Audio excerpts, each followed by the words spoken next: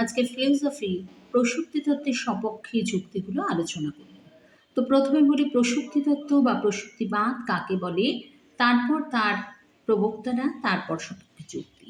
তো এক্ষেত্রে বলি যে কার্যকারণ বিষয়ে বুদ্ধিবাদীদের মতবাদকে অনিবার্য সম্বন্ধবাদ বা প্রসূতিবাদ বা প্রসূতি তত্ত্ব বলা হয়।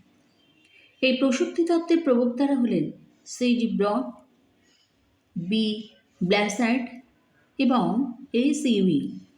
তো এই.সি. ইউইং তার দি ফান্ডামেন্টাল কোয়েশ্চেন্স অফ ফিলোসফি গ্রন্থে প্রসূতি তত্ত্বের সমর্থনে তিনি দুটো যুক্তি দিয়েছেন। সেই যুক্তিগুলো হলো কারণ থেকে কার্য অনুমান এবং কারণের মধ্যে কার্য নিহিত। এই দুটো যুক্তি তিনি দিয়েছেন। তো প্রথম যুক্তি হলো কারণ থেকে কার্য অনুমান। এক্ষেত্রে আলোচনা করে বলবো যে ইউইং বলেছিলেন যে যদি কারণ ও কার্যের মধ্যে অনিবার্য সম্পর্ক না থাকতো তাহলে আমরা কারণ থেকে কার্যকে কখনোই অনুমান করতে পারতাম না, কিন্তু আমরা কার্যকারণ সম্পর্কিত বচনগুলিকে কারণ থেকে কার্যকে অনুমান করতে পারি। এক্ষেত্রে এক্সাম্পল হিসাবে আগুনে হাত দিলেই হাত কিন্তু পুড়ে যায়। একথা বলার সময় আমরা শুধু ওই ঘটনার মধ্যেই আবদ্ধ থাকি না, বরং অভিজ্ঞতালব্ধ কতগুলো দৃষ্টান্ত পর্যবেক্ষণ করে কারণ ও কার্যের মধ্যে সতত সংযোগটা দেখতে পাই। তার ভিত্তিতে সকল ক্ষেত্রে কারণের উপস্থিতি থেকে কার্যের অনিবার্য উপস্থিতিটাকে অনুমান করি।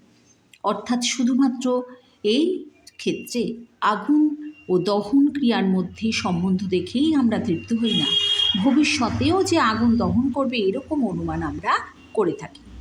আর এই অনুমান আমরা তখনই করতে পারবো যখন আমরা স্বীকার করব যে কারণের ধারণার মধ্যেই কার্যের ধারণা প্রসূক্তি হয়ে আছে, অর্থাৎ নিহিত হয়ে আছে।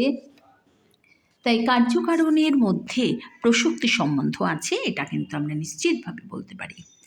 আর দ্বিতীয়টা হলো কারণের মধ্যে কার্য নিহিত। ইউইংয়ের মতে যে কারণের মধ্যে কার্য ঘটার হেতু অর্থাৎ রিজন এটা কিন্তু নিহিত আছে।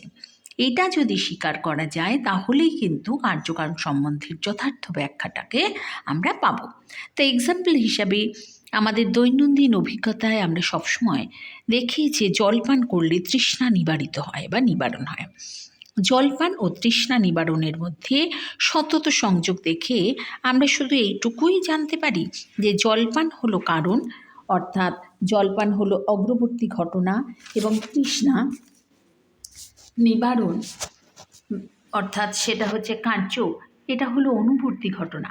কিন্তু কারণ ও কার্যের মধ্যে কোনো কেন এরকম সতত সংযোগ সম্বন্ধ রয়েছে সেটা আমরা অভিজ্ঞতার মাধ্যমে কিন্তু কখনোই জানতে পারি না। কিন্তু যদি বলা হয় জলপান হলো তৃষ্ণা নিবারণের হেতু অর্থাৎ রিজন, তাহলে আমরা বলতে পারবো যে কারণ ও কার্যের মধ্যেকার এই সতত সংযোগ কোনো আকস্মিক ঘটনা নয়, এর মধ্যে রয়েছে অনিবার্যতার সম্বন্ধ। তাই এই প্রসঙ্গে বলা যায় যে ইউইংয়ের মতে বহির্জগতে ঘটনার মধ্যে যে প্রসূক্তি সম্বন্ধ আছে সেটা অনুভবে ধরা পড়ে না, কিন্তু আমাদের মনোজগতে ঘটনার মধ্যে যে প্রসূক্তি সম্বন্ধ আছে তা আমরা আমাদের অন্তর্দৃষ্টির দ্বারাই জানতে পারি। যেমন প্রিয়জন বিয়োগ, এই ঘটনার কথা ভাবলে অন্তর্দৃষ্টিতে আমরা বুঝতে পারি যে প্রিয়জন বিয়োগ নামক ঘটনার সঙ্গে শোক নামক এই ঘটনাটার অনিবার্য বা প্রসূক্তি সম্বন্ধ আছে। কাজেই কারণ যদি কার্যের হেতু হয় তাহলে অবশ্যই স্বীকার করতে হবে যে কারণ কার্যের মধ্যে যৌক্তিক সম্বন্ধ আছে। তাই আজকের আলোচ্য বিষয় হল প্রসূক্তি সম্বন্ধ। এটা একটা ফিলোসফির টপিক। তো ফিলোসফি হচ্ছে প্রসূক্তি সম্বন্ধে যুক্তি।